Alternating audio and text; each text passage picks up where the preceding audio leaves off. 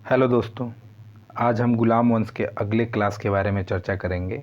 इससे पहले की क्लास में हम ऐबक, आराम शाह और इल्तुतमिश के बारे में पढ़ चुके हैं। अब आगे का क्लास जो आज का क्लास है, इल्तुतमिश के बाद जो शासक दिल्ली सल्तनत की गद्दी पर बैठा उसके बारे में पढ़ेंगे। तो आइए स्टार्ट करते हैं। इल्तुतमिश अपने अंतिम वर्ष में उत्तराधिकार की समस्या से चिंतित था। वह अपने जीवित बेटों में से किसी को भी गद्दी के योग्य नहीं समझता था। फिर अंततः क्या हुआ कि उसने अपनी बेटी रजिया को तख्त का उत्तराधिकारी बनाने का फैसला किया।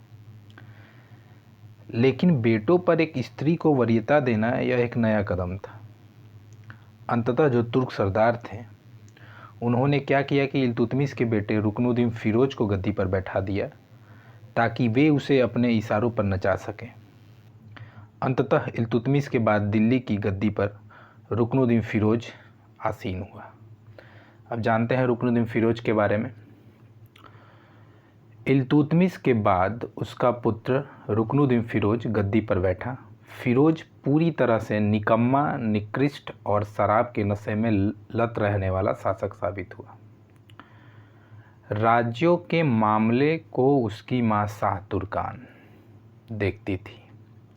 वह एक महत्वाकांक्षी महिला थी और सिंहासन के सभी संभावित दावेदारों से छुटकारा पाना चाहती थी। देखिए, जो शाह तुर्कान थी वो ये भी जानती थी कि इल्तुतमिश अपने अंतिम समय में रजिया को गद्दी का हकदार समझता था, तो वो देना चाहता था। तो कहीं ना कहीं वो शाह तुर्कान ये चाहती थी कि जितने भी गद्दी के संभावित दावेदार हैं उनको ख़त्म कर दिया जाए। वो रजिया को भी मारना चाहती थी, लेकिन ऐसा संभवतः हो नहीं पाया। तो जब तक रुकनुद्दीन फिरोज गद्दी पर था तो गद्दी पर बैठा था, लेकिन जो शासन प्रशासन संभालती थी उसकी मां शाह तुर्कान।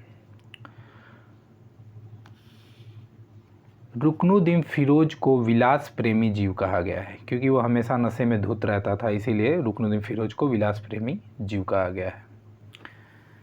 इतिहासकार लेनपुल जो थे, उस समय के एक जाने माने इतिहासकार थे, तो इतिहासकार लेनपुल फिरोज के बारे में ये कहते हैं कि जो युवा राजकुमार था एक मूर्ख था, जिसने अपना राजस्व गायकों, नर्तकियों, घोड़ों पर खर्च किया और अपने हाथी पर बैठकर शराब के नशे में झूमते हुए बाजारों और सड़कों पर उसकी प्रशंसा करने वाली भीड़ पर सोने की बौछार की।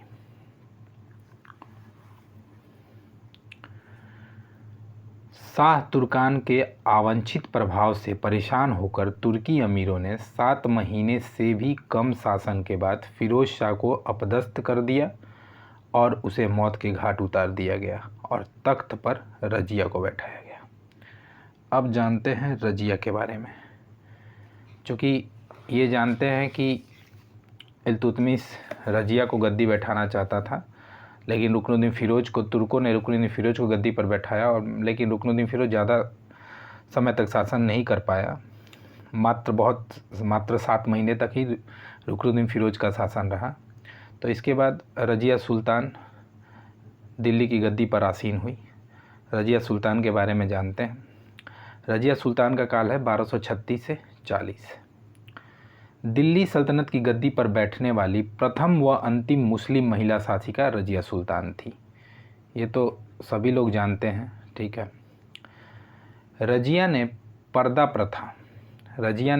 प्रथा को त्याग कर पुरुषों की तरह चोगा एवं कुलाह पहनकर राज दरबार में खुले मुंह से जाने लगी। रजिया ने एतगिन को बदायूं का इक़्तिदार एवं अल्तुनिया को तबरहिंद यानी भटिंडा का इक़्तिदार नियुक्त किया था। अल्तुनिया ने 1240 ईस्वी में सरहिंद में विद्रोह कर दिया। अंततः रजिया ने अल्तुनिया से शादी कर ली।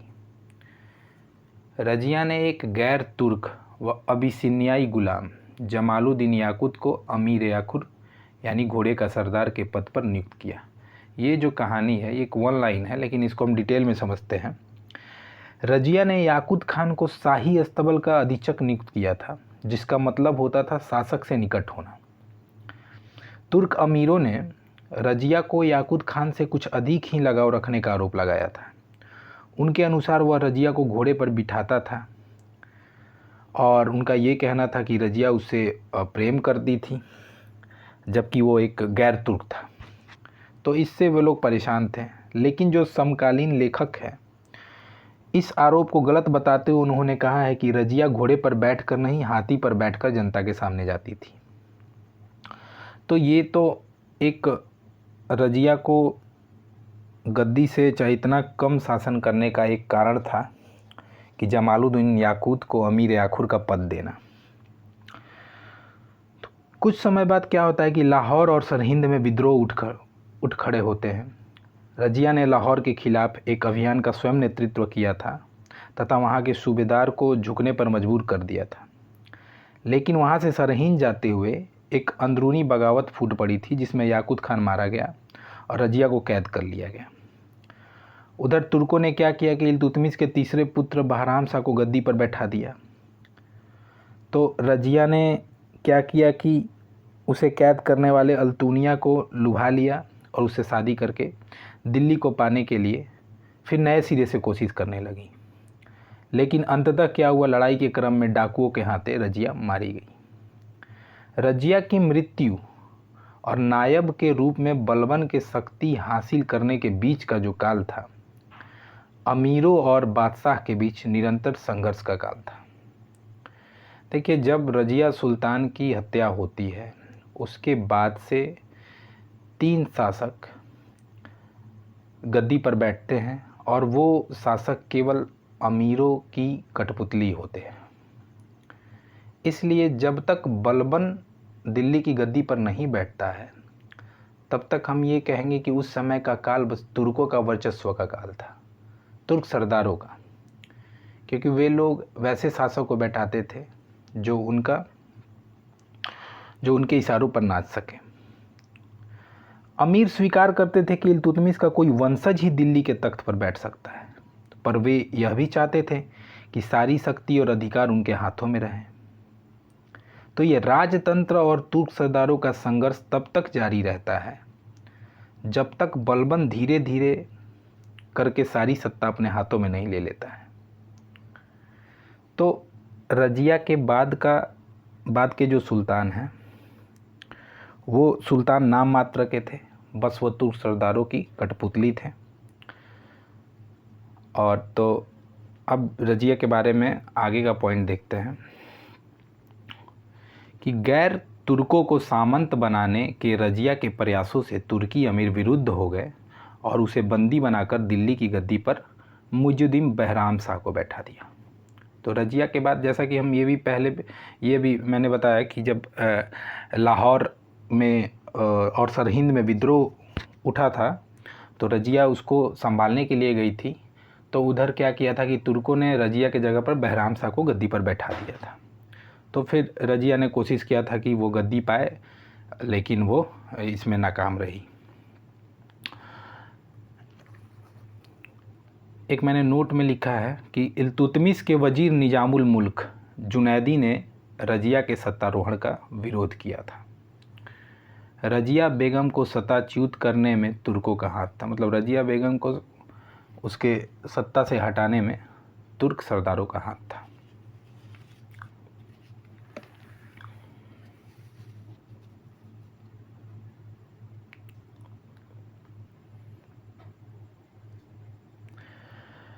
रज़िया ने जनता के समर्थन से दिल्ली की गद्दी पर कब्जा किया था। रज़िया की हत्या 1240 ईस्वी में डाकुओं के द्वारा कैथल के पास कर दी गई।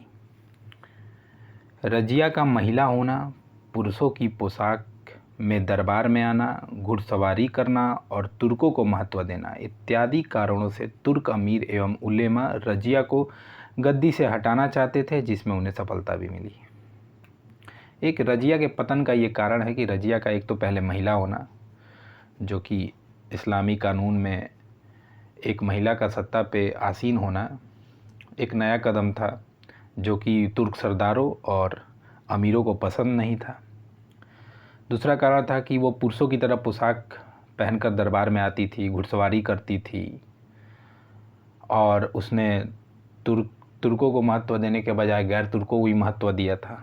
इससे तुर्क नाराज़ हो गए थे और उसके गद्दी से हटाना चाहते थे और अंततः उनको सफलता भी मिली। तो रजिया के बाद गद्दी पर बैठते हैं मुइजुद्दीन बहराम शाह। इसका काल है 1240 से 1242। बहराम शाह इल्तुतमिश का तीसरा पुत्र था और बहराम शाह को तुर्की रईसों द्वारा दिल्ली के सिंहासन पर बैठाया गया था। बहराम शाह के कार्यकाल में सर्वप्रथम नायब ए मुमालिकत पद का सृजन किया गया, जिसमें संपूर्ण अधिकार निहित होते थे। इस पद पर सर्वप्रथम इख्तियारुद्दीन एतगिन को बैठाया गया। देखिए इम्पोर्टेंट है, बहुत ही इम्पोर्टेंट है। ये पूछ सकता है कि दिल्ली सल्तनत में नायब ए मुमालिकत का पद किसके शासनकाल में सृजन किया गया? तो बहराम शाह के काल में। और सबसे पहले किसे बैठाया गया? तो एतगिन को बैठाया गया था। अब ये नायब कैसा पद था? जब भी शासक कमज़ोर होता था तो जो तुर्क और अमीर होते थे वही शासन को संभालते थे। तो इस शासन को संभालने के लिए एक पद का होना ज़रूरी था। तो उसी समय अब हम रजिया के बाद का जो काल है, जो 3 शासक होंगे वो एक्चुअली में ये होंगे कि वो नाम मात्र के शासक होंगे। तो उनका जो कार्यकाल, जो राज का पाठ, जो भी मतलब कहने का मतलब ये है कि गद्दी को संभालने का काम, प्रशासन को संभालने का काम वो सरदार ही करेंगे। तो चूँकि वहाँ पे तुर्क भी थे, गैर तुर्क सरदार भी थे, तो इसलिए वो चाहते थे कि कोई एक ऐसा पद बनाया जाए और उस पद पे अपने हित के किसी एक व्यक्ति को बैठाया जाए ताकि हम लोग शासन अच्छे से कर पाएँ। तो बहराम शाह के कार्यकाल में नायब पद का सृजन किया गया है और ये नायब का पद सुल्तान के बाद सबसे इम्पोर्टेंट पद होता था।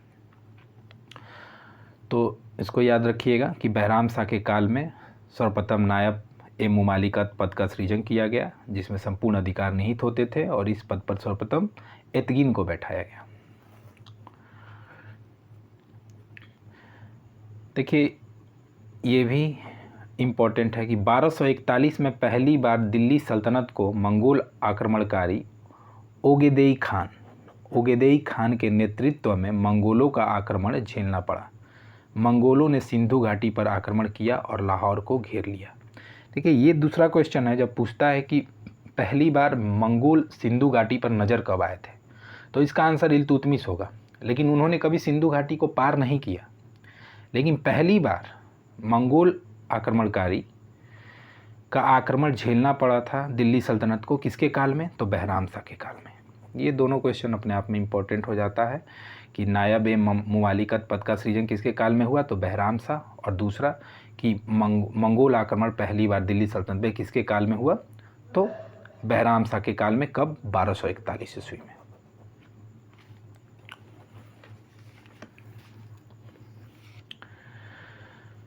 अंत में क्या होता है कि बहराम शाह को उसी के सैनिकों द्वारा बंदी बना लिया जाता है और 1242 में उसकी हत्या कर दी जाती है।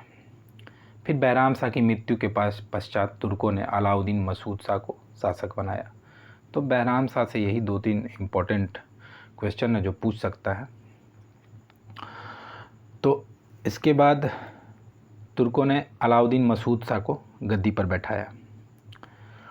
बहराम शाह के पश्चात रुकनुद्दीन फिरोज के पुत्र मसूद शाह को गद्दी पर बैठाया गया। जो अलाउद्दीन मसूद शाह था वो रुकनुद्दीन फिरोज का बेटा था। यह ऐसा समय था जब अलाउद्दीन मसूद शाह को गद्दी पर बैठाया गया, तो ये ऐसा समय था जब तुर्क सरदार अपनी सर्वोच्च स्थिति में पहुंच गए थे। मतलब अलाउद्दीन मसूद शाह एक बहुत ही कमज़ोर शासक था, इसलिए सारा प्रशासन तुर्क सरदार ही देखते थे। मसूद शाह के शासन की विस्तृत जानकारी तबकात ए नासरी, जिसका लेखक मिनहाज उस सिराज है, इसी ग्रंथ से मिलती है। नोट में ये लिखा गया कि तारिक ए मुबारक शाही, जिसके लेखक हैं याहिया बिन अहमद सरहिंदी, में भी मसूद शाह के इतिहास का उल्लेख किया गया है। ये 2 पुस्तक है, एक तबकात ए नासरी और तारिक ए मुबारक शाही।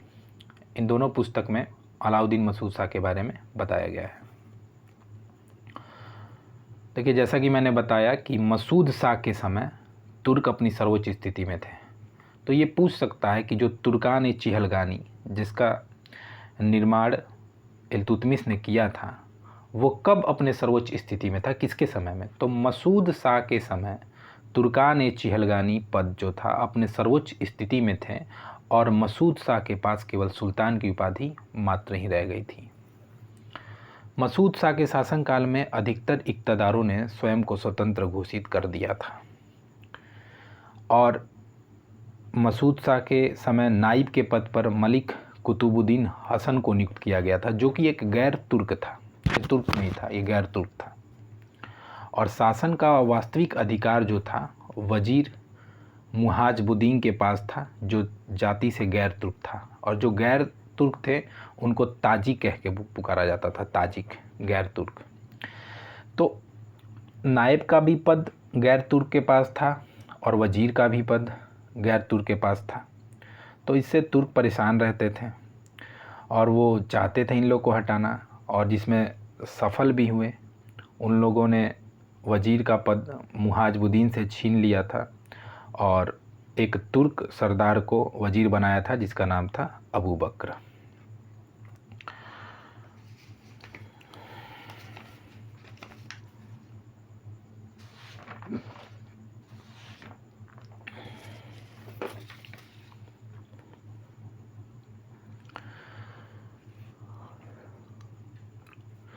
(1245) में मंगोलों ने उच्च पर आक्रमण किया, परंतु बलबन ने मंगोलों को उच्च से खदेड़ दिया। इससे बलबन की प्रतिष्ठा बढ़ गई।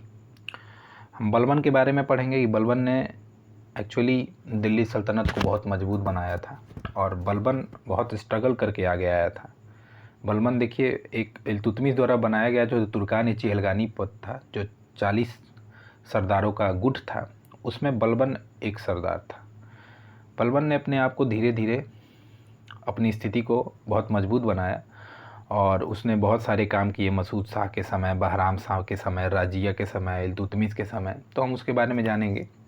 तो एक बार हम पढ़ चुके हैं कि मंगोलों ने पहली बार आक्रमण बहराम शाह के काल में किया था 1241 में। दूसरी बार 1245 में मंगोलों ने उच्च पर आक्रमण किया और अधिकार भी कर लिया था, परंतु बलबन ने मंगोलों को उच्च से खदेड़ दिया। इससे बलबन की प्रतिष्ठा बढ़ गई थी। ये इम्पोर्टेंट है कि ये पूछ सकता है कि किस शासक के समय के सिक्कों पर सर्वप्रथम बगदाद के अंतिम खलीफा का नाम अंकित हुआ था। तो ये शासक था मसूद शाह। तो ये लिखा गया है कि अलाउद्दीन मसूद शाह के सिक्कों पर सर्वप्रथम बगदाद के अंतिम खलीफा का नाम अंकित हुआ था। पूछ सकता है कि बगदाद के जो अंतिम खलीफा थे कौन थे, उनका नाम क्या था। तो मैंने इसको लिख दिया है कि बगदाद के अंतिम खलीफा अल-मुस्तसीम थे। अल-मुस्तसीम, बगदाद के अंतिम खलीफा थे अल-मुस्तसीम।